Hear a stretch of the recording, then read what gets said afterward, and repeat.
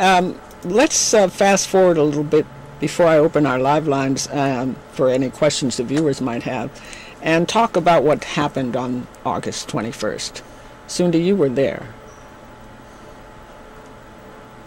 I was there along with 25 other prisoners who decided to come out of their cells once their cells was open. And this was AC San Quentin? Yeah, an adjustment center on the first floor. Which is lockup. I was in a script cell at that time, in the back. And someone came to my cell door and asked me, did I want to come out? And I said, yes, of course. I had been in prison for 10 years, since the age of 16. Anybody open my door to allow me to come out? You were coming out. I heard that. You know. We came out and we found out that George had gained control of the adjustment center. The guards tried to say that George had a visit and that he returned from his visit with a gun underneath the wig, a 9 millimeter Astro. It's hard for me to believe that George could have carried a gun from his visit on top of his head with just a wig holding it on. Yeah, it's impossible. And, you know, it was tested. I think they tried to set him up. I think they did. And the brother took control of the situation and released all the other prisoners that wanted to come out. Consequence, some of the guards who had tormented some of the prisoners, even participated in some of their beatings before, some of the prisoners exacted some revenge on them. So 3 guards were killed. 3 guards were killed. And 2 inmate turnkeys? And 2 trustees, people that worked in the kitchen area there, were also killed. And you caught the case along with 5 other brothers, became known as the San Quentin Six. And what were you charged with, Sundi? But prior to me being charged, I just like to state that when George was murdered that day. Right, I'm sorry, I should have. And how he was murdered is that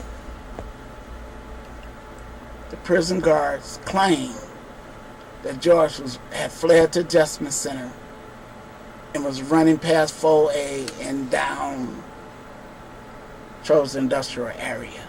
And as he ran, that a bullet hit him in his heel, another one hit him in the back, and as he fell forward, it exited his brain, and that he fell fatally wounded. I just happened to be among other prisoners near the door that George ran out of, along with Johnny Spain. I saw with my own eyes, as did others, that George was hit and slammed to the ground.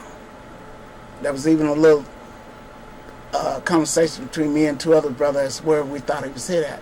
But he hit the ground and immediately got up on his hands and feet and flung himself backwards around about 4 feet in the opposite direction, in the direction of the bushes. And at that point, he dropped out of sight. I could not see him anymore. And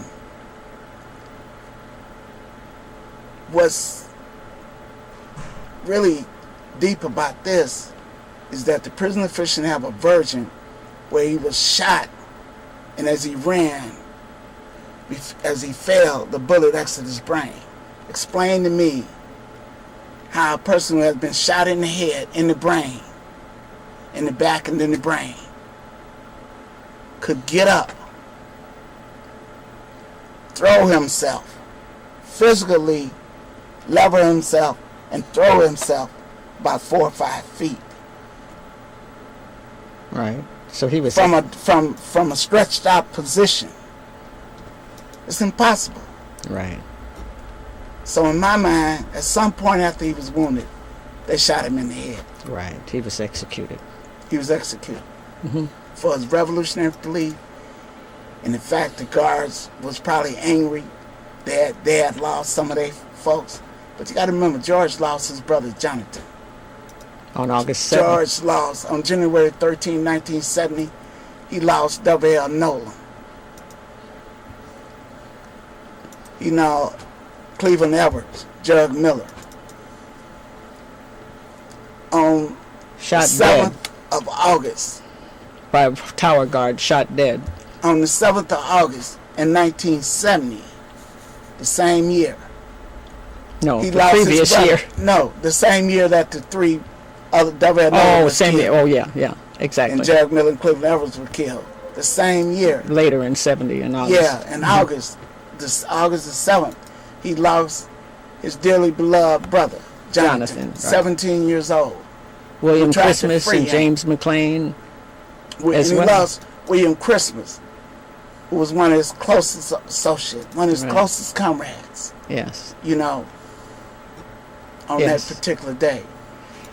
We're running out of time, so I want to make sure we get a few things in before we're clean out of time. Okay. And I also need to open our live line to make sure if anyone wants to call in. 415-621-4473 if you have any questions. You mentioned Johnny Spain earlier. He was one of the San Quentin Six, and he was the only one of the 6 convicted of murder, and he was released from prison in 1988.